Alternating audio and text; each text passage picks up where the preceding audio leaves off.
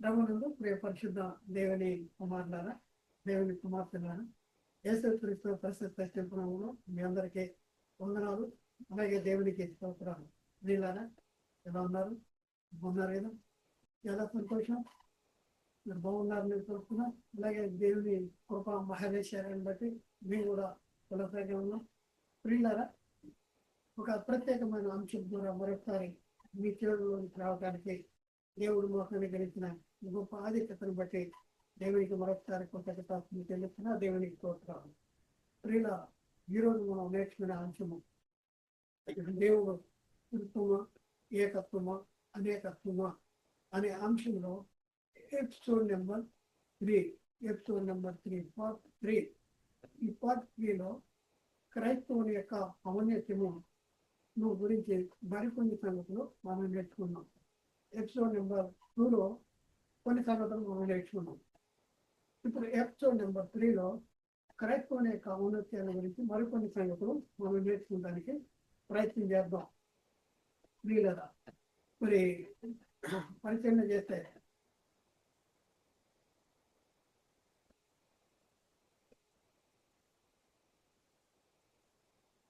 Number 1 క్రైస్తవుని యొక్క ఔన్నత్యము, class number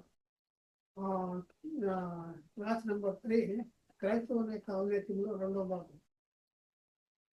దేవుని పోలికలో సృజించబడిన నవీన స్వభావము ధరించుకున్నటువంటి వారు మనం ఎవరు అంటే దేవుని పోలికలో సృజించబడిన నవీన స్వభావము ధరించుకున్నాం. దేవుని పోలిక, దేవుడు ఆదాముని ఎలా ఎలా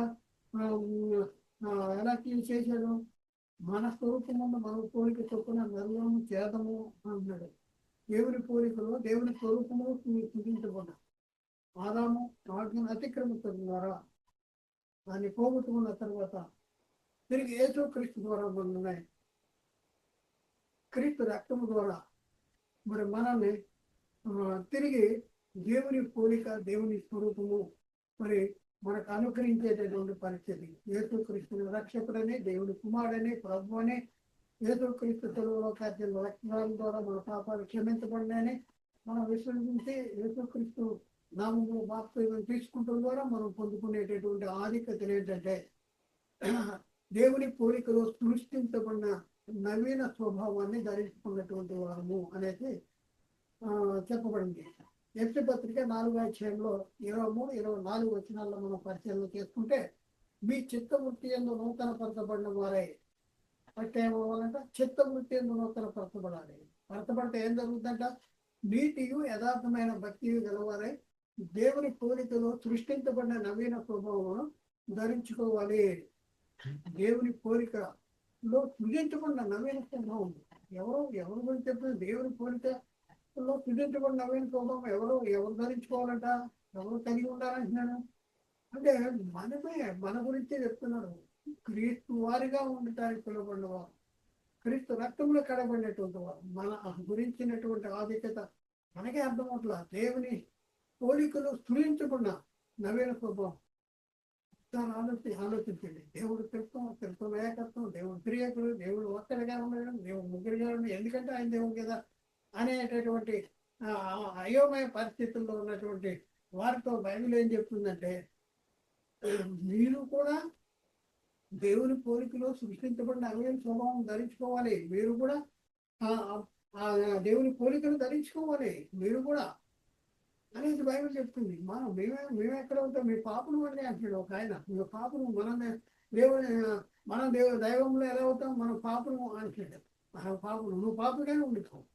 ఎందుకంటే నువ్వు పాపగా ఉండి అనేక మందిని పాపులు అంటానికి నువ్వు ఒక్కడమే చెప్పుకో, నా పరిస్థితి ఏం బాగాలేదు, నేను పాపగా ఉన్నాను, నాకెక్కడ వస్తుంది దేవుని పోలికలో సృజించబడిన నవీన స్వభావం అనేది నువ్వు అనుకో. అంతేగాని బైబిల్ని పరిశుద్ధాత్మ బోధకు వ్యతిరేకమైనటువంటి ఆలోచన కానీ, వ్యతిరేకమైనటువంటి తలంపులు కానీ, వ్యతిరేకమైన బోధ కానీ చేస్తే చాలా ప్రమాదంలో ఉన్నట్టు మనం గుర్తించవలసిన అవసరం ఉంది.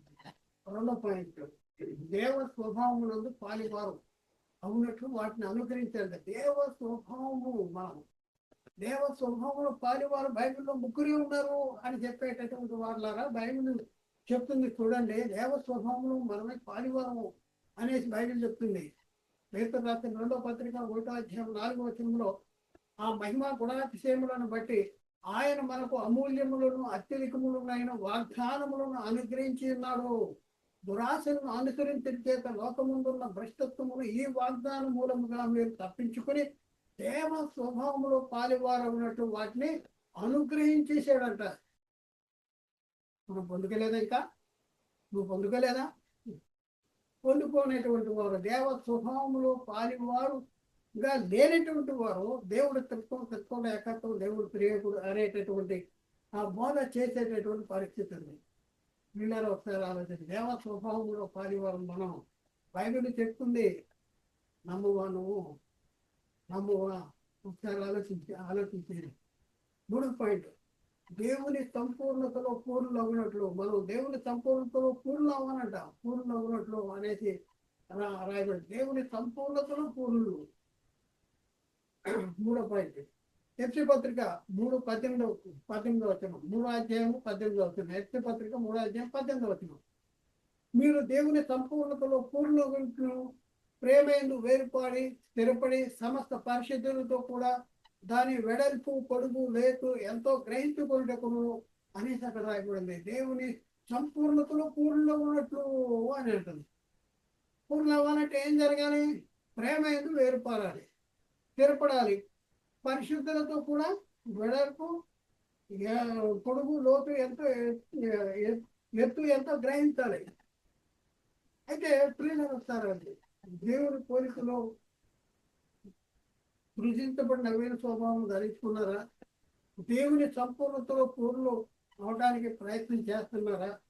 ఒకసారి ఆలోచన చేసుకోవాల్సిన అవసరం ఉన్న ప్రియుల ఆలోచించే. 4వ పాయింట్, సజీవమైన రాళ్ల వల్ల నుండి ఆత్మ సంబంధమైన మందిరాలుగా కట్టబడుతున్న మనం. ఆత్మ సంబంధమైన మందిరాలు దేవుని ఆత్మ మనలో నివసించటం కోసం, మనం దేవుని స్వరూపం కలిగి ఉండటం కోసం ఉంటే మనం ఆత్మ సంబంధమైన మందిరాలుగా కట్టబడుతున్నాం అనేది బైబిల్ చెప్తుంది. 4వ పాయింట్ చూద్దాం ఎక్కడ రిఫరెన్స్. పేతురు రాసిన 1వ పత్రిక 2వ అధ్యాయం 5వ వచనంలో యేసుక్రీస్తు ద్వారా దేవునికి అనుకూలముగా ఆత్మ సంబంధమైన బలులు అర్పించుటకు పరిశుద్ధ యాజకులుగా ఉండుటకు మీరు సజీవమైన రాళ్ల వల్ల ఉండి ఆత్మ సంబంధమైన మందిరాలుగా కట్టబడుతుంది. సజీవమైన రాళ్ల వల్ల ఉండి ఆత్మ సంబంధమైన మందిరాలుగా కట్టబడుతూనే ఉంటాయి. ఆత్మ సంబంధమైన మందిరం ఎప్పుడైనా ఆలోచించాము? ఆత్మ సంబంధమైన మందిరం, నువ్వే మందిరం. ఆత్మ సంబంధమైన మందిరం, దేవుని మందిరము, దేహము దేవుని ఆలయము, మీలో ఉన్న పరిశుద్ధాత్మకు నిలవని మీరు ఎరగరా అంటాడు. వీళ్ళరమ్మ ఒకసారి ఆలోచించండి. దేవుని మూలముగా 5వ పాయింట్, ఆత్మ మూలముగా దేవుని నివాస స్థలమే ఉండేటట్టు కట్టబడుతున్నారు. 5వ పాయింట్, ఆత్మ మూలముగా దేవుని నివాస స్థలము, దేవుని మనలో ఉండటానికి మనం కట్టబడుతున్నాం అనేది బైబిల్లో చెప్తుంది. ఎఫ్సి పత్రిక 2వ అధ్యాయంలో 20-22 వచనాలు, 20 నుండి 22 వచనాలు, 20-22 వచనాలు. క్రీస్తు యేసే ముఖ్యమైన మూలరాయిగా అపోస్తులు ప్రవక్తలు వేసిన పునాది మీద మీరు కట్టబడి ఉన్నారు. చూడండి, మీరు దేని మీద కట్టబడి ఉన్నారు? క్రీస్తు యేసే ముఖ్యమైన మూలరాయి, అపోస్తులు ప్రవక్తలు వేసిన పునాది మీద మీరు కట్టబడి ఉన్నారు. నిజమేనా? మీరు కట్టబడి ఉన్నారా? ఓకే, కట్టబడితే పర్వాలేదు. అయితే ప్రతి కట్టడను ఆయనలో చక్కగా అమర్చబడి ప్రభువునందు పరిశుద్ధమైన దేవాలయం ఒకటికి వృద్ధి పొందుతున్నది అనేసి 22వ వచనంలో ఆయనలో మీరు కూడా ఆత్మ మూలముగా దేవుని నివాస స్థలమైనటకు కట్టబడుతున్నారు. ఆయనలో మీరు కూడా ఆత్మ మూలంగా దేవుని నివాస స్థలము, మీ దేవుని నివాస స్థలము అయి ఉండాలి. దేవుడు మీలో ఉండాలి. దేవుని నివాస స్థలము అయి ఉండటానికి కట్టబడుతున్నారు అంటారు. ప్రభువు ఆత్మ చేత ఆ పోలికగానే మార్చబడుతున్నామంటారు. ప్రభువు ఆత్మతో ఎలా మార్చబడాలి? మనలో మార్పు ఎలా రావాలి? మన మార్పు లేదని మేము పాపులు అండి, పాపులు దేవ స్వభావం ఎలా అవుతుంది, మనం దేవుళ్ళు ఎలా అవుతాము అనే ఆలోచన కలిగి ఉన్నటువంటి పరిస్థితి ఉంది. ప్రియులారా ఒకసారి ఆలోచన. ప్రభువు ఆత్మ చేత ఆ పోలికలుగానే మార్చబడుతున్నాం. ఎక్కడ వచ్చిన కొరింథీకి రాసిన 2వ పత్రికలో 3వ అధ్యాయంలో 18వ వచనం, మనమందరమును ముసుగులేని ముఖములతో ప్రభు యొక్క మహిమను అర్థములో ప్రతిఫలింపు చేయుతూ మహిమ నుండి అధిక మహిమ పొందుతూ ప్రభువు ఆత్మ ద్వారా ఆపోలికగానే మార్చబడుతున్నాము. మహిమ నుండి అధిక మహిమ, కృప నుండి అధిక కృప పరిశుద్ధత నుండి అధిక పరిశుద్ధత, దినము రూపాంతరము చెందవలసిన అవసరం ఉంది. ప్రభువుకు ఆత్మ ద్వారా ఆ పోలికగానే నువ్వు మార్చబడాలి అనేసి బైబిల్ చదువుతుంటే మీ పాపులమేంటి, మీ పాపులు అనేసి మేము దైవం ఎలా అవుతావు, మేము దైవాలం ఎలా అవుతావు అనేటటువంటి పరిస్థితి ఉంది. 7వ పాయింట్, క్రీస్తునకు కలిగిన సంపూర్ణతకు సమానమైన సంపూర్ణత గలవారముటకు మనం ఎలా మార్చబడాలంట? క్రీస్తునకు కలిగిన సంపూర్ణతకు సమానమైన సంపూర్ణత గలవారముటకు అంటాడు. 7వ పాయింట్, క్రీస్తునకు కలిగిన సంపూర్ణతకు సమానమైన సంపూర్ణత. ఎస్టీ పత్రికలో 4:11-12 చూస్తే మనమందరమును విశ్వాస విషయంలోనూ దేవుని కుమారుని జ్ఞాన విషయంలోనూ ఏకత్వం పొంది సంపూర్ణ పురుషుల మగు వరకును, అనగా క్రీస్తునకు కలిగిన సంపూర్ణతకు సమానమైన సంపూర్ణత కలవారముటకు ఆయన ఇలాగ నియమించాను అంటాడు. ఆయన ఎలా నియమించాడంటే, నువ్వు క్రీస్తుకు కలిగిన సమానమైన సంపూర్ణత కలిగి ఉండాలనేసి ఆయన నియమించాడు అనేసి అక్కడ రాయబడింది. అలాగే 8వ పాయింట్ మనం చూస్తే, క్రీస్తు వలె ఉండుటకు మనం అన్ని విషయంలోనూ ఎదుగుదము. ఎలా ఉండాలంటే నువ్వు క్రీస్తు వలె ఉండటానికి ఎదగాలి, అన్ని విషయాల్లో ఎదగాలి అనేది 8వ పాయింట్లో చెప్పబడింది. ఎస్టీ పత్రిక 4:15 ప్రేమ కలిగి సత్యము చెప్పుతూ క్రీస్తు వలె ఉండుటకు మనం అన్ని విషయంలోనూ ఎదుగుదము. ప్రేమ కలిగి సత్యం చెప్పుతూ క్రీస్తు వలె ఉండాలి, మనం ఎదగాలి అన్ని విషయాల్లో అనేసి బైబిల్ చెప్తుంది. మరొక పాయింట్ చూస్తే, పరలోకమందు క్రీస్తుతో కూడా కూర్చున్న వారము. 8వ పాయింట్, పరలోకమందు క్రీస్తుతో కూడా కూర్చున్నటువంటి వారు. మనం ఇప్పుడు ఇక్కడ ఉన్నా కూడా, ఇక్కడ భూమి మీద ఉన్నా కూడా మన మన మన మహిమ ఎలాంటి మహిమ మనం కలిగి ఉన్నాము అంటే, పరలోకమందు క్రీస్తు కూడా కూర్చున్నా ఉంటా.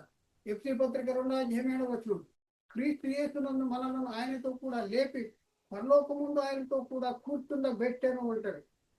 ఎప్పుడైతే బాప్తిజం తీసుకున్న మన మహిమ ఎలాంటిది అంటే, పరలోకముందు ఆయనతో కూడా కూర్చుండబెట్టినటువంటి పరిస్థితి. ఎంత మహిమ మనం పాత్రలేమో. 9వ పాయింట్, తమ జీవాన్ని క్రీస్తుతో కూడా దేవుని యందు దాచబడి ఉన్నటువంటి వారు. మన జీవం ఎవరితో కూడా దాచబడిందంట?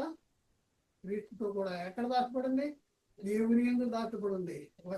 9వ పాయింట్, ఎక్కడ ఉంది మాటలు? కొలస్సీ పత్రిక 3:1-3 మీరు క్రీస్తుతో కూడా లేపబడిన వారైతే పైన ఉన్న వాటినే వెలుపుడి, అక్కడ క్రీస్తు దేవుని కుడి పార్శ్వమున ఉన్నాడు.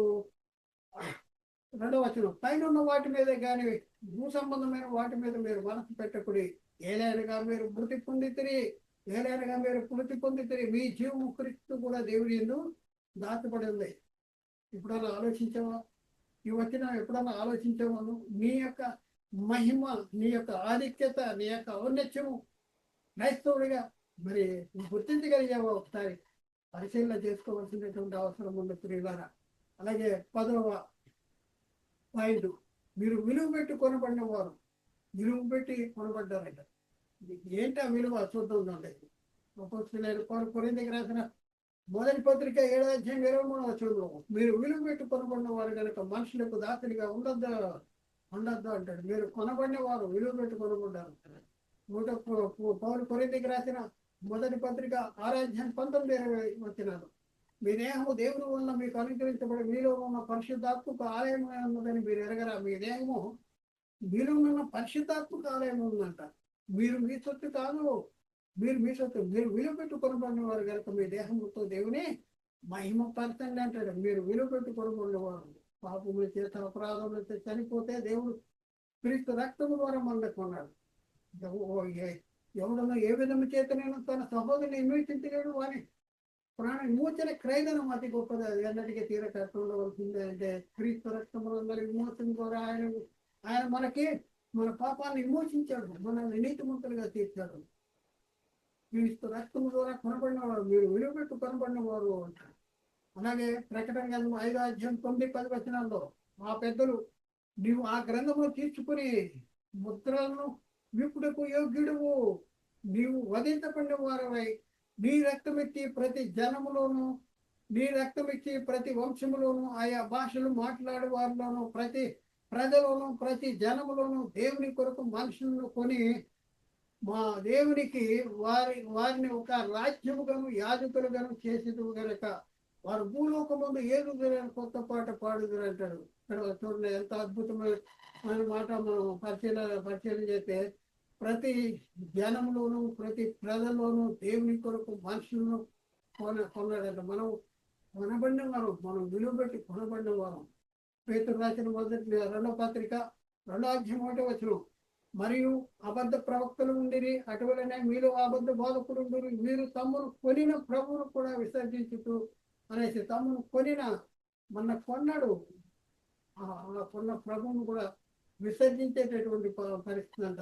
అలాగే 11వ పాయింట్ ఏంటంటే విమోచింపబడిన వారు, మనం విమోచించబడ్డాం. పాపము నుండి, శాపము నుండి, నాశనం నుండి విమోచించాడు, బయటికి తీశాడు, మన విమోచించేశాడు.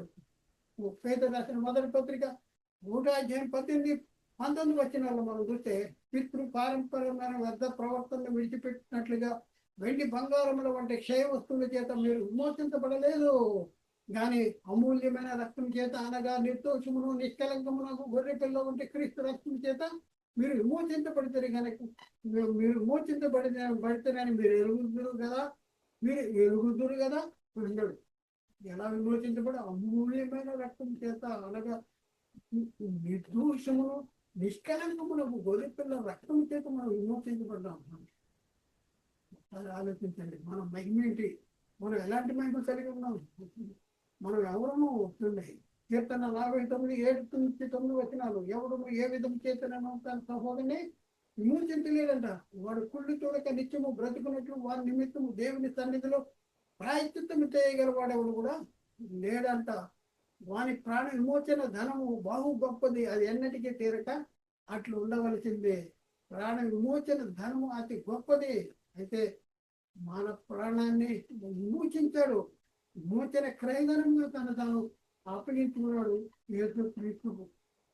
అలాగే 12వ పాయింట్, దేవునితో సమాధాన పరచబడినటువంటి వారు ఇలా దేవునితో సమాధాన పరచు. ఒకప్పుడు మనకి దేవునితో సమాధానం అనేది లేనటువంటి పరిస్థితి, కానీ మనం ప్రస్తుతము దేవునితో సమాధాన పరచబడినటువంటి వారు. పౌలు కొలస్సీకి రాసిన పత్రికలో 1వ అధ్యాయం 20-22 వచనాల్లో మనం చూస్తే, మరియు గత కాలం ముందు దేవునికి దూరస్తులను మీ దుష్క్రియలో ఉన్న మీ మనసులో విరోధమానం గలివారై ఉండిన మిమ్మును కూడా ఏం చేశాడంట? తన సన్నిధిని పరిశుద్ధులుగాను నిర్దోషులుగాను నిరపరాధులుగాను నిలవబెట్టుటకు ఆయన మాంసయుక్తమైన దేహమందు మరణం వలన ఇప్పుడు మిమ్మను సమాధాన పరిచారు. చూడండి, యేసుక్రీస్తు మాంసయుక్తమైన దేహమందు మరణము వలన ఇప్పుడు మనల్ని సమాధాన పరిచారు. ఇప్పుడు మనం దేవునితో సమాధాన పరచబడినటువంటి వారము. 12వ పాయింట్, క్రీస్తునందు ఉన్న ఎడల నూతన సృష్టి. మనం ఎవరు? నూతన సృష్టి. పాతవి గతించిపోయినంట.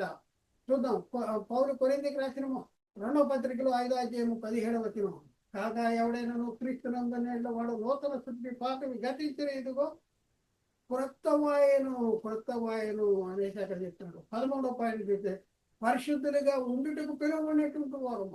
మనం పరిశుద్ధులుగా ఉండటానికి పరిశుద్ధపరచబడిన వారము, పరిశుద్ధులుగా ఉండుటకు పిలువబడినటువంటి వారంగా ఇప్పుడు మన యొక్క మహిమ ముందే ప్రియులరా. పౌలు కొరింథీయులకు రాసిన మొదటి పత్రిక 1వ అధ్యాయం 2వ వచనం కూడా మనం చూస్తే, కొరింథీయులో ఉన్న దేవుని సంఘమునకు, అనగా క్రీస్తు యేసునందు పరిశుద్ధపరచబడిన వారే పరిశుద్ధులుగా ఉండటకు పిలువబడిన వారికి మనకి ప్రభువుగా ఉన్న మన ప్రభు అయిన యేసుక్రీస్తు నామమున ప్రతి స్థలమును ప్రార్థించి వారందరికీ శుభమని చెప్తూ రాయిందంటారు. ఇక్కడ ఏం చెప్తున్నాడు? పరిశుద్ధపరచబడిన వారే పరిశుద్ధులుగా ఉండటకు పిలువబడిన వారికి మనం పరిశుద్ధపరచబడ్డాం, పరిశుద్ధులుగా ఉండుటకు పిలువబడినటువంటి వారు. మన యొక్క ఔన్నత్యము ఒకసారి పరిశీలన చేయించుకునేలా. మన మహిమ ఏంటి? దేవ స్వభావంలో పాల్గొరు, దేవుని కోరికలో సృజించబడిన అవేన స్వభావం కలిగినటువంటి వారు, క్రీస్తు స్వరూపము మనం ఏర్పడేటటువంటి పరిస్థితి.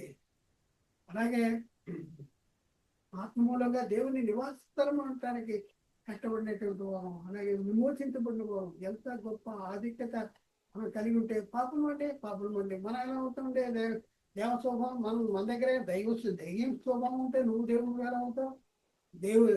దెయ్యం స్వభావం ఉంది నీలో. అందుకనే నువ్వు మారు ఇతరులు కూడా నువ్వు గుణాలు అవుతుంది మనవాళ్ళు అవుతుంది అంటాడు. మన పాపలు ఉండి పాపలు ఎలా అవుతాడు అని అంటాడు. చూద్దాం మరొక వచనం చూద్దాం. పేతురు రాసిన మొదటి పత్రిక 1:14. నేను పరిశుద్ధులే ఉన్న ప్రకారం మీరు కూడా పరిశుద్ధులే ఉండుడని వ్రాయబడి ఉంది. దేవుడు అంటాడు, ఇశ్రాయేలుతో కూడా చెప్పాడు. అదే దాన్నే పేతురు రాస్తా ఉన్నాడు. దేవుడు ఇలా అన్నాడు అంటున్నాడు, నేను పరిశుద్ధనే ఉన్నాను అంటాడు. మరి మీరు పాపులుగా ఉండాలన్నా దేవుని ఉద్దేశం కాదు కదా. అందుకని అంటాడు మీరును పరిశుద్ధులై ఉండి అని వ్రాయబడి ఉంది. మీరు పరిశుద్ధులు, మీరు మారాలి, మీరు మార్పు చెందాలి, నూతన పరచబడాలి, రూపాంతరం చెందాలి, మీ మనస్సు మారాలి. ఇంకా మార్చలేదు. లోకం డబ్బు డబ్బు డబ్బు డబ్బు డబ్బు కోసం, కడుపు కోసం కడుపు. నీకు వాక్యం అర్థమవు, వాక్యంలో ఉన్న లోతైన సంగతులు అర్థమవు. నువ్వు తీసుకున్న బాప్తిజం సరైనది కాదు. నువ్వు ఆత్మ మూలంగా జన్మించలేదు, నువ్వు కొత్తగా జన్మించలేదు. ప్రియులను ఒకసారి ఆలోచించి, ప్రకృతి సంబంధమైన మనుషుడిగా ఉన్నావు. ప్రకృతి సంబంధమైన మనుషుడికి దేవుని ఆత్మ సంబంధమైన సంగతులు అర్థం కావు అనేసి లేఖనాలు చెప్తుంది. 13వ పాయింట్, రాబోయే యుగ సంబంధమైన శక్తుల ప్రభావాన్ని అనుభవించుతున్నటువంటి వారు ఇప్పుడు అనుభవించే మహిమ ఏంటంటే రాబోయే యుగ సంబంధమైన శక్తుల ప్రభావాన్నే ఇప్పుడు మనం అనుభవించాలి.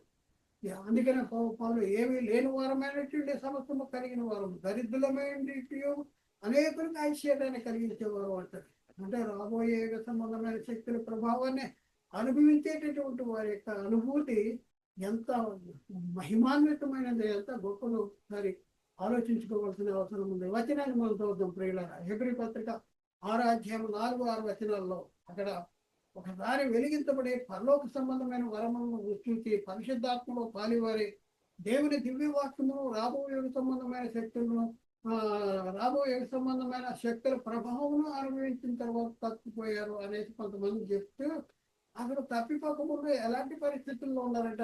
వెలిగించబడిన వారుమంట, పరలోక సంబంధమైన వరాన్ని రుచి చూసేటటువంటి వారుమంట, పరిశుద్ధాత్మలో పాలివారమంట, దేవుని దివ్య వాక్యాన్ని, ఈ వాక్యం గురించి ఎంత దేవుని దివ్య వాక్యము రాబోయే సంబంధమైన శక్తుల ప్రభావాన్ని ఇప్పుడు అనుభవించాలి.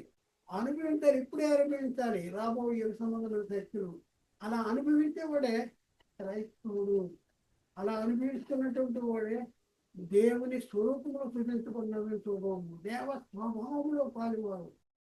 క్రీస్తు స్వరూపం వల్ల ఏర్పడాలి. ప్రియులారు ఒకసారి ఆలోచించండి. 14వ పాయింట్, పరలోక విషయంలో ఆత్మ సంబంధమైన ప్రతి ఆశీర్వాదము కలిగిన స్వభావం. మనం ఎలాంటి వారం అంటే శరీర సంబంధమైన ఆశీర్వాదం కాదు. లోకస్తులు శరీర సంబంధమైన ఆశీర్వాదం కోసం పాపులు అంటూ ఉంటారు. కానీ ప్రస్తుత కాలంలో నిజమైన క్రైస్తవుడు, వాక్య మూలంగా జన్మించిన క్రైస్తవుడు, ఆత్మ మూలంగా జన్మించిన క్రైస్తవుడు పరలోక విషయంలో ఆత్మ సంబంధమైన ఆశీర్వాదాల కోసమే ఎదురు చూడాలి, పొందుకోవాలి. పత్రిక 1:3 వచనం, మన ప్రభు యేసు క్రీస్తు యొక్క తండ్రి అయిన దేవుడు స్తుతించబడుగాక. ఆయన క్రీస్తునందు పరలోక విషయంలో ఆత్మ సంబంధమైన ప్రతి ఆశీర్వాదాన్ని మనకు అనుగ్రహించెను. చూడండి, పరలోక విషయంలో ఆత్మ సంబంధమైన ప్రతి ఆశీర్వాదం. లోక సంబంధమైన ఆశీర్వాదం కావాలా? యేసుక్రీస్తు తెరవెక్కింది లోక సంబంధమైన ఆశీర్వాదాలు మనకు అనుగ్రహిస్తున్నాక. ఒకసారి ఆలోచించండి, నువ్వు ఈ లోకానికి ఏమి తీసుకురాలేదు. ఈ లోకంలో ఏమి తీసుకురావు. నువ్వు దిగంబరిగానే వచ్చావు, తిరిగి దిగంబరిగానే వేస్తావు, వెళ్ళిపోయేటటువంటి పరిస్థితి. ఒకసారి ఆలోచించండి. లోకాశల కోసమా, లోకంలో ఉన్న వాటి కోసమా? ఏది దేవుడు మనకిచ్చింది? దేవుడు మనకిచ్చిన ఆశీర్వాదం, యేసుక్రీస్తులో ఇచ్చిన ఆశీర్వాదం అంటే పరలోక విషయంలో ఆత్మకు సంబంధించినటువంటి ప్రతి ఆశీర్వాదాన్ని మనకి అనుగ్రహించాడు. 15 పాయింట్లో చూస్తే శోధింపశక్యము కానీ క్రీస్తు ఐశ్వర్యాన్ని మనం కలిగిన వారు. అసలు దాన్ని శోధించలేదు, తెలుసుకోలేము, లెక్క పెట్టలేము దాన్ని. అలాంటి ఐశ్వర్యం అంట. శోధింపశక్యము కానీ క్రీస్తు ఐశ్వర్యము కలిగినటువంటి వారు. వ్యక్తి పత్రిక 3:9-11 వచనంలో చూస్తే పరలోకంలో ప్రధానులకు, అధికారులకు సంఘము ద్వారా తన నానా విధమైన జ్ఞానము ఇప్పుడు తెలియబడవలనని ఉద్దేశించి శోధింపు శక్యము గాని క్రీస్తు ఐశ్వర్యము అన్య జనుల్లో ప్రకటించుటకును సమస్తమును సృష్టించిన దేవుని యందు పూర్వకాలము నుండి మరుగైన ఆ మర్మమును కూర్చిన ఏర్పాటు ఏటిదో అందరికీ కేటపడతబట్టుకును పరిశుద్ధుల్లో అందరిలో అత్యల్పుడనైన నాకు ఈ కృప అనుగ్రహించను అనేసి అక్కడ చెప్పబడింది. వీళ్ళ శోధింప శక్తి కానీ క్రీస్తు ఐశ్వర్యాన్ని కలిగేటువంటి వారమే మనము. ఈ లోక సంబంధులకి మనం కలిగి ఉన్న ఐశ్వర్యము ఈ లోక సంబంధులకి అర్థం కాదు. అందుకని పౌలు చెప్తా ఉన్నాడు కొరింథీయులకు రాసిన 2వ పత్రికలో పౌలు చెప్తున్న మాట ఏంటంటే, మేము మోసగాండ్రమైనటువంటి సత్యవంతులము, తెలియబడని వారమైనటువంటి బాగా తెలియబడిన వారము, చనిపోతున్న వారమైనటువంటి ఇదిగో బ్రతుకుతున్నటువంటి వారము, శిక్షించబడిన వారమైనటువంటి చంపబడని వారము అని చెప్పుకుంటూ 10వ వచనంలో దుఃఖపడిన వారమైనటువంటి ఎల్లప్పుడూ సంతోషించే వారము, దరిద్రులమైనటువంటి అనేకులకు ఐశ్వర్యాన్ని కలిగించే వారము, ఏమీ లేని వారమైనటువంటి సమస్తమును కలిగిన వారము అనేసి ఏమీ లేని వారము అంటే ఎలాంటి ఐశ్వర్యాన్ని కలిగి ఉన్నాం మనం? ఎలాంటి ఐశ్వర్యాన్ని కలిగి ఉన్నాం అంటే పరలోక సంబంధమైన ఐశ్వర్యాన్ని కలిగి ఉన్నాం. పరలోక సంబంధమైన ఐశ్వర్యాన్ని కలిగి ఉన్నాం. ఇంకా మనం చూస్తే 16వ పాయింట్ మనం చూస్తే యుగ యుగములను తరతరములలోను మరుగు చేయబడిన మర్మాన్ని కలిగి ఉన్నటువంటి వారు మర్మాన్ని కలిగి యుగ యుగముల్లోను తరతరముల్లోనూ కూడా మరుగు చేయబడిందంటే కానీ మనకి తెలియపరచబడిపోయింది. ఆ మర్మాన్ని మనం కలిగిన వారము అనేసి లేఖనాలు రాయబడింది. చూద్దాం మనం ఎలాంటి మహిమకు, ఎలాంటి జ్ఞానానికి, ఎలాంటి మహిమకు, ఆధిపత్యానికి మనం యోగ్యులుగా ఉన్నామో ఒకసారి మనం పరిశీలన చేస్తాం. కొలస్సీ పత్రికలో 1వ అధ్యాయం 25-26 వచనంలో దేవుని వాక్యం అంటే ఎలాంటిదంటే, దేవుని వాక్యం అనేది దాని విలువేంటి ఒకసారి ఆలోచించింది. దేవుని వాక్యము అనగా యుగములలోను తరములలోను మరుగు చేయబడి ఉన్న మర్మమును సంపూర్ణముగా ప్రకటించుటకు మీ నిమిత్తము నాకు అప్పగించబడిన దేవుని ఏర్పాటు ప్రకారము నేను ఆ సంఘములకు పరిచారకుడనైతిని. యుగములలోను తరములలోను మరుగు చేయబడిన మర్మం ఎందులో ఉందంట? వాక్యంలో ఉంది. దాన్ని ఏం చేస్తున్నాం మనం? ప్రకటిస్తున్నాం.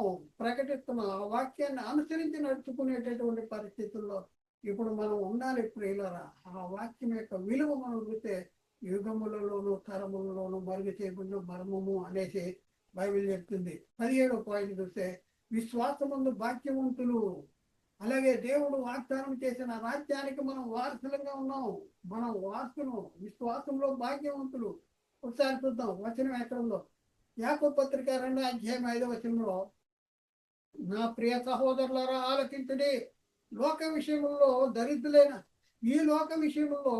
దరిద్రులైన వారిని విశ్వాసమందు భాగ్యవంతులుగాను తను ప్రేమించు వారికి తాను వాగ్దానం చేసిన రాజ్యములకు వారసులుగా ఉండేటకు దేవుడు ఏర్పరచుకోలేదా అంటాడు. దేవుడు ఎందుకు ఏర్పరచుకున్నాడు అంటే, తను ప్రేమించే వారికి తాను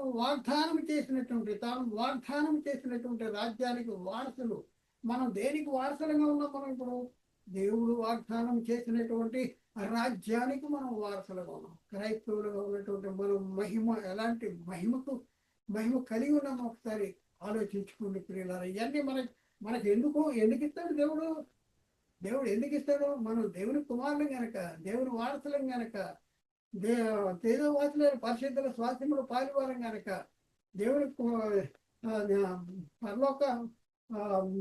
పరలోక పౌరసత్వం కలిగిన వారు. ఇవన్నీ దేవుడు మనకి ఎందుకు ఇస్తాడు ఒకసారి ఆలోచించండి. దేవ స్వభావంలో పాలివారం మనం, దేవుని పోలికలో సృజించబడిన స్వభావము. ప్రియులారా ఒకసారి ఆలోచించుకోండి. దేవ స్వభావంలో పాలివారు బైబిల్లో మాకు ముగ్గురే కనపడుతున్నారు.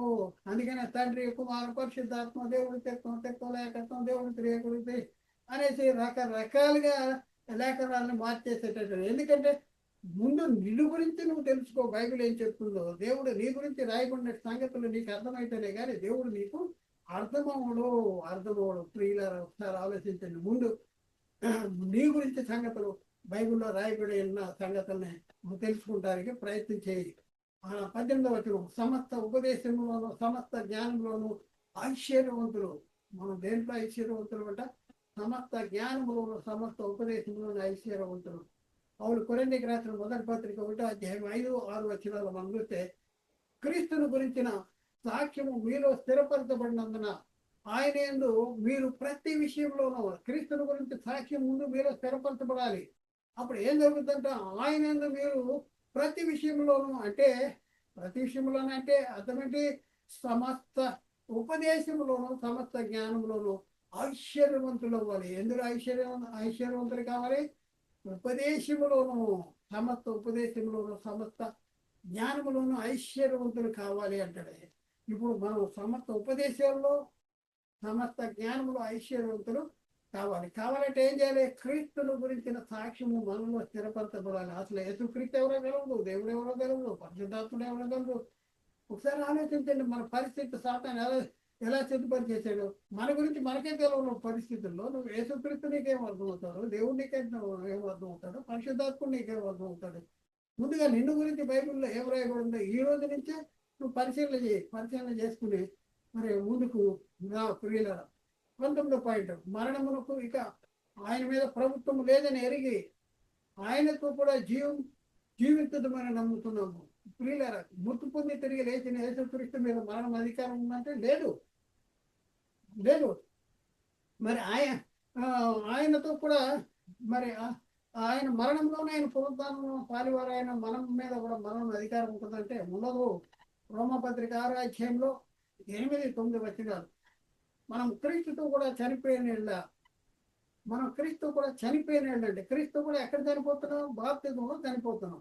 మృతులలో నుండి లేచిన క్రీస్తు ఇక చనిపోడని మరణం ఇకను ఆయన మీద ప్రభుత్వం లేదని ఎరిగి ఆయనతో కూడా జీవించుతున్నామని నమ్ముతున్నాం. ఇప్పుడున్న పరిస్థితుల్లో మృతి పొంది తిరిగి లేచిన యేసుక్రీస్తు మీద మరణం ఎలా అయితే లేదో, మనం క్రీస్తు మరణంలోనూ క్రీస్తు పునరుద్ధానంలోనూ పాలివారం అయితే, అంటే బాప్తిజం తీసుకుంటాం ద్వారా మన మీద కూడా మరణం అనేది అధికారము లేదంట. కాబట్టి ఆయనతో కూడా జీవిస్తున్నాం. మనం ఇప్పుడు జీవిస్తున్నాం, మన మీద మరణం అధికారం లేదు. మనం మృతి పొందినా చనిపోయి జీవితంలో కూడా తనతో కూడా జీవిత నిమిత్తం ఆయన మన నిమిత్తం మృతి పొంది తిరిగి లేచాడు. ఆయన మన పాపాల నిమిత్తము అప్పగించబడ్డాడు, మనల్ని నీతిమంతులుగా తీర్చడానికి తిరిగి లేచాడు. కాబట్టి మరణం అనేది మన మీద ప్రభుత్వము లేదు. 20వ పాయింట్, అదృశ్యమైన వాటిని నిదానించి చూపుతున్న వారు. ఇప్పుడున్న పరిస్థితుల్లో ఈ లోకము ఎదురుగా ఉన్న వాటిని చూసేటటువంటి పరిస్థితి ఉంది. కానీ క్రైస్తవులుగా ఉన్నటువంటి మనము అదృశ్యమైన వాటిని నిదానించి చూసేటటువంటి వారు.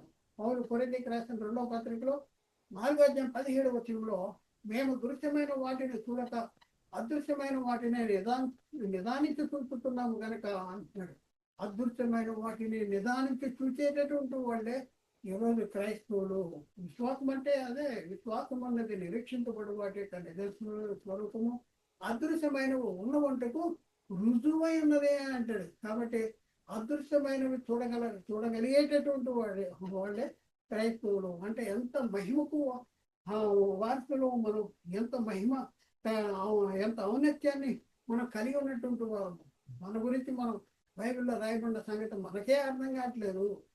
ఇంకా 21వ పాయింట్లో దేహం యొక్క విమోచన కోసం కనిపెట్టుతున్నాము. లోకము చూస్తే చనిపోతామేమో భయం ఉంది. కానీ నిజ క్రైస్తవులకి బ్రతికైతే క్రీస్తు, చావైతే లాభము అంటాడు. మరీ లాభము. చావు అనేది మరి లాభం అంటాడు. దేహం యొక్క విమోచన కోసం ఎదురు చూసేవాళ్ళే క్రైస్తవులు. చూద్దాం ప్రియులరా, రోమపత్రిక 6:23 అంతేకాదు ఆత్మ యొక్క ప్రథమ ఫలం ఉందని మనము కూడా దత్తపుత్రత్వము కొరకు, అనగా మన దేహం యొక్క విమోచన కోసం కనిపెట్టుతూ మనలో మనము మూలుగుతున్నాము. దేహం యొక్క విమోచన ఎప్పుడు ఈ దేహం నుంచి వెళ్ళిపోవాలని మూలుగానే మనం మూలగాలి. అలాంటి మూలుగు ఉందా నీకు ఎప్పుడు మూలుగంటే నీ క్రైస్తవుడిగా నువ్వు కలిగి ఉన్న మహిమ ఏంటో నీకు అర్థమైతే ఎప్పుడు ఈ దేహం నుండి నేను బయటికి వెళ్ళిపోవాలి అనేసి దేహం యొక్క విమోచన కోసం కనిపెట్టుకుంటూ మనలో మనం మూలిగేటటువంటి ఒక స్వభావం అనేది మనకు వస్తుంది. అలాగే 22వ పాయింట్, ఆయన మన దేన శరీరము తన మహిమ గల శరీరం మనకు తమ రూపము గలదానిగా మారుతాడంటారు. మన శరీరం ఎలా మారిపోతుందంటే ఇది దేన శరీరము. ఎలాంటిది? తన మహిమ గల శరీరానికి సమరూపము గలదానిగా మారిపోయేటటువంటి ఆత్మ సంబంధమైన శరీరానికి మారిపోతుంది.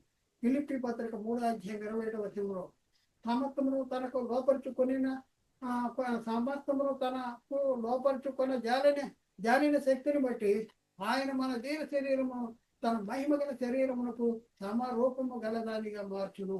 సమస్తమును తనకు లోపరుచుకున్న జాలిన శక్తిని బట్టి ఆయన మన దీన శరీరము తన మహిమ గల శరీరమునకు సమరూపము గలదానిగా, సమరూపము తేడా ఏం లేదు, తేడా లేదు. యేసుక్రీస్తు వచ్చినప్పుడు ఆయన ఉన్నట్టుగానే మనం ఆయన చూస్తాం. మన దీన శరీరం తన మహిమ గల శరీరం సమరూపం ఎంత మహిమకు మనం పాత్రము ఒకసారి ఆలోచించండి. 23వ పాయింట్, యేసుక్రీస్తు ప్రత్యక్షమైనప్పుడు ఆయన ఉన్నట్లుగానే ఆయన చూస్తాము కనుక ఆయన్ను పోలి ఉందము. యేసుక్రీస్తు ప్రత్యక్షమైనప్పుడు ఏం జరుగుతుందంటే ఆయన ఉన్నట్టుగానే ఆయన్ని చూస్తాం. అందుకనే ఏమవుతాం, ఆయన పోలి పోలి పోలి పోలి ఉంటాం. చూద్దాం, యోహాను రాసిన మొదటి పత్రిక 3:2 స్త్రీలారా, ఇప్పుడు మనము దేవుని పిల్లలమై ఉన్నాము, మనం ఇక మీదట ఏమవుతామో ఇంకను ప్రత్యక్షపరచబడలేదు, కానీ ఆయన ప్రత్యక్షమైనప్పుడు ఆయన ఉన్నట్లుగానే ఆయన్ని చూస్తాము కనుక ఆయనను పోలి ఉందమని ఎరుగుదము అనేసి అక్కడ రాయబడింది. 24వ జ్ఞానమునకు మించిన క్రీస్తు ప్రేమను తెలుసుకున్నటువంటి వారము. చూడండి, జ్ఞానానికి మించిందంట క్రీస్తు ప్రేమ. జ్ఞానం ఏం చేస్తుంది, ఉప్పంగా చేస్తుంది. ప్రేమ ఏం చేస్తుంది, క్షేమాభివృద్ధి కలిగజేస్తుంది. అందుకని యేసుక్రీస్తు క్షేమాభివృద్ధి కలిగజేస్తుంది. ఒక్క యేసుక్రీస్తు ఆ శిలువలో బలియాగంగా ఉంచబడుతుందో అనేక మందిని పాప క్షమాపణ, రక్షణ, నిత్య జీవం అనేది జరిగింది. జ్ఞానానికి మించిందంట క్రీస్తు ప్రేమ. ఎఫ్టీ పత్రిక 3:18-19 మీరు దేవుని సంపూర్ణతలో పూర్ణులగునట్లుగా. ఏముందంటే మీరు దేవుని సంపూర్ణతలో పూర్ణులవ్వాలి. మేము ఎట్లా అవుతామండి, మేము దేవుడు మీరు దెయ్యాలవేనండి అంటే, నువ్వు దెయ్యమేరా బాబు, నువ్వెక్కడ అవుతావు, నువ్వు అవ్వు. కానీ అందరినీ చెడగొట్టుకోకరా బాబు, అందరినీ చెడగొట్టమాక. బైబిల్ ఏం చెప్తుంది, మీరు దేవుని సంపూర్ణత పూర్ణంగా ప్రేమ వేరుపడి స్థిరపడి సమస్త పరిశుద్ధులతో కూడా దాని వెడల్పు, పొడుగు, లోతు ఎంతో గ్రహించుకున్నటకును జ్ఞానమునకు మించిన క్రీస్తు ప్రేమను తెలుసుకున్నటకు తగిన శక్తి గలవారు కావాలని ప్రార్థించుతున్నాను అంటాడు. మీరు ఏం సంపాదించుకోవాలంట, మీరు దేన్ని పొందుకోవాలంటే జ్ఞానానికి మించిన క్రీస్తు ప్రేమను తెలుసుకుంటూ తగిన శక్తి కావాలి. ఆ శక్తి మీకు ఉందా? ఒకసారి ఆలోచన. ఆ శక్తి ఉందా? జ్ఞానానికి మించిందంట క్రీస్తు ప్రేమ. ఎంత మహిమకు, ఎంత ఆధిపత్యానికి, ఎంత ఔన్నత్యానికి వారసుడిగా ఉన్నటువంటి నీవు దేవుడు కృష్ణంలో ఏకత్వం ఉండే దేవుడు క్రియకుడండి అక్కడే ఆగిపోతున్నావు. కానీ నీ గురించి బైబిల్ ఏం రాయలేదు నువ్వు ఆలోచించట్లేదు. వీళ్ళంతా ఒకసారి ఆలోచించండి. ఎలాంటి పరిస్థితుల్లో ఉన్నాము మనం, ఎలాంటి పరిస్థితుల్లో ఉన్నాం, మన పరిస్థితి ఏంటి? దేవ స్వభావంలో పాల్గొనాలి. నువ్వు దేవుని కోరికలో సృజించబడిన నవీన స్వభావం క్రీస్తు స్వరూపం మీద ఏర్పడాలి. ప్రభు ఆత్మ ద్వారా ఆ పోలికనే మార్చబడుతున్నావు. ఎంత ఔన్నత్యం కలిగినటువంటి వాడు. కానీ సాతాను అంటాను, నేను పాపివే, నువ్వు నీకెక్కడ దేవ స్వభావము, నీకెక్కడ క్రీస్తు స్వరూపము, నీకెక్కడ దేవుని స్వరూపము సూచించబడు, నువ్వెక్కడ ప్రభు ఆత్మ ద్వారా పోలిక మార్చబడతావు. నేనుండగా నీకు అది ఎక్కడ, నేను మార్చి కలిపి చేర్పేస్తాను, నేను పనికి రాకుండా చేస్తాను దేవునికి అని చెప్తున్నాడు. అందుకని మన బోధ మారిపోయింది. బైబిల్లో దేవ స్వభావం కలిగిన వారు అనేక మంది ఉన్నారంటే, బైబిల్లో దేవ స్వభావం కలిగిన వారు మాకు ముగ్గురే కనుకుంటున్నారు కనుక దేవుడు తత్వం లేకత్వం, దేవుడు క్రియకుడు అని అక్కడే అయిపోయారు. వీళ్ళలో ఒకసారి ఆలోచించండి. ఇంకా ఎన్నో సంగతులు వరుసలో చెప్తాం. ఇప్పుడే అయిపోయిందని అనుకోకండి. మనం దేవస్వభావంలో పాల్గొనడం అంటే, బైబిల్లో అనేక మంది దైవాలు ఉన్నారంటే, బైబిల్లో అనేక మంది దైవాలు ఎక్కడి నుంచి చూస్తారు? మనమే దైవాలు, వాళ్ళే దైవాలు. ఏంటి అయోమయం? ఏంటి అయోమయం కాదు, సాధారణ వాళ్ళకి మోసం చేశారు. అందుకనే మనకు అర్థం కావట్లేదు. బైబిల్ చదవండి, బైబిల్ అర్థం చేసుకోండి, బైబిల్లో ఉన్న సంగతులు మీరు పరిశీలన చేయండి. రాబోయే క్లాసులో ఎంతో అద్భుతమైన సంగతులు మనం నేర్చుకుంటానికి ప్రయత్నం చేద్దాం. కాబట్టి ప్రియులారా, మీరు సబ్స్క్రైబ్ చేసుకోకపోతే సబ్స్క్రైబ్ చేయండి. సబ్స్క్రైబ్ చేసి మీ మరి మీ మీ కామెంట్ మీరు లైక్ చేయండి, కామెంట్ చేయండి. ఇంకా మీకు ఏమైనా సందేహాలు ఉంటే మరి మీ సందేహాన్ని ఒక తెలియపరచండి. ఈ సందేహాన్ని నివృత్తిపరచడానికి మేము ఉన్నాం. అయితే ఒక సంగతి, దీని ప్రారంభం ఇంకా చెప్పవలసిన ఇంకా ఒక 50 క్లాసులు ఉన్నాయి. 50 క్లాసులు ఉన్నాయి. ఇప్పుడే నాకు ఈ సందేహం వచ్చింది అనేదానికి వీల్లేదు. అన్నీ విన్న తర్వాత మొత్తం రాసుకున్న తర్వాత ఇది అయిపోయింది అన్న తర్వాత అప్పుడు నీ సందేహాలు మాకు చెప్పండి. వాటిని కూడా మేము నివృత్తి చేస్తాం. 50 క్లాసులు పైన ఉన్నాయి. వీళ్ళని ఒకసారి ఆలోచించండి. దేవుడి త్రిత్వమా, ఏకత్వమా, అనేకత్వమా? భూమి మీద ఉన్న దేవుడి కుటుంబం ఎవరు? నువ్వెవరు అని దేవుడు నీకోసం తన సొంత కుమారుని పాప శరీరాకారంతో పంపించాడు. ఒకసారి ఆలోచించండి. నువ్వెవరు అని యేసుక్రీస్తు దేవుని స్వరూపములో కలవాడండి. దేవుడితో సమానముగా ఉండేట్టు విడిచిపెట్టకూడని భాగ్యమని ఎంచుకుని లేదు. దాసుని స్వరూపము ధరించుకొని మనుషుని పోలికలో వ్యక్తుడిగా ఈ లోకానికి వచ్చాడు. ఆయన ధనవంతుడేండి, మీరు తన దారిద్ర్యంలో ధనవంతులుగా ఉందని ఆయన మీకోసం ధరించాడు. జనాలు నీకోసం ఎందుకు తెలుగులో రక్తం తాకాల్సి వచ్చింది? నువ్వెవరు? ఆయనకి నీకు సంబంధం ఏంటి? దేవునికి నీకు సంబంధం ఏంటి? యేసుక్రీస్తుకి నీకు సంబంధం ఏంటి? నువ్వు దేవుని కుటుంబంలో ఉన్నావా? నువ్వు పరలోక కుటుంబంలో ఉన్నావా? చూసారా? దేవుని కుటుంబంలో ఉన్నటువంటి వారు దేవుని ఇంటి వారము. ఒకసారి ఆలోచన, మన మహిమ, మన ఆధిక్యత, మన ఔన్నత్యము బైబిల్ ఏం చెప్తుందో ఒకసారి ఆలోచించుకోండి. పాతాలు ఎన్నో రీతిలుగా బైబిల్ చదవండి, కానీ బైబిల్ మీకు అర్థం కాకూడదు. అసలు మన గురించి రాయబడిన సంగతులను మనం బైబిల్లో చదివితే అప్పుడు దేవుడు నీకు అర్థమవుతాడు. అప్పుడు యేసుక్రీస్తు నీకు అర్థమవుతాడు. అప్పుడు పరిశుద్ధాత్మ నీకు అర్థమవుతాడు. ఆలోచించండి, అర్థం చేసుకోండి, సత్యాన్ని గ్రహించడానికి ప్రయత్నం చేయండి. మీ ఎవరిని కూడా వ్యక్తిగతంగా, సంఘపరంగా, సంస్థపరంగా తప్పు పట్టుకోవాలని, కించపరచాలని, మీదే తప్పు మేము కరెక్ట్ అని చెప్పడానికి మేము ముందుకు రాలా. క్రీస్తు ప్రేమ మమ్మల్ని బలవంతం చేయడం ద్వారా ఈ సత్యాన్ని మీ ముందుకు తీసుకురావడానికి మేము ప్రయాసపడుతున్నాం. ఆలోచించి అర్థం చేసుకోండి, సత్యాన్ని గ్రహించడానికి ప్రయత్నం చేయండి. మీకు గ్రహించు మీరు లోపడం అంటే మీ ఇష్టం మన మారమన మేము అంటున్నా. చెప్పటం మా బాధ్యత, ఊదటం మా బాధ్యత. మీరు కావాలి వారికి ఉండి ఊదుతున్నావు. ఊదినప్పుడు మీరు అప్రమత్తం కాకపోతే దానికి బాధ్యులు మీరే. ఆలోచించండి, అర్థం చేసుకోండి, సత్యాన్ని గ్రహించడానికి ప్రయత్నం చేయండి. రాబో దినాల్లో ఇంకా ఎన్నో సంగతులు మరి తెలియపరచడానికి మేము ముందుకు రాబోతున్నాం. కాబట్టి ఇప్పటికే మీరు 5 అయిపోయింది అనుకోకండి. సబ్స్క్రైబ్ చేయకపోతే సబ్స్క్రైబ్ చేయండి, లైక్ చేయండి, ఇంకా మరి అనేక మందికి షేర్ చేయండి. సత్యాన్ని అనేక మందికి తెలియపరచండి. దేవుని పనిలో మీరు కూడా మాతో భాగస్థులు కావాలని దేవుని ప్రేమతో మిమ్మల్ని ప్రాధాన్యపడుతున్నారు. దేవుడు మాట్లాడిన ప్రతి మాట ప్రతి ఒక్క హృదయంలో నీరు గట్టి ఫలం చేయనుగాక. ఆమేన్. అందరికీ వందనాలు. దేవునికి స్తోత్రాలు.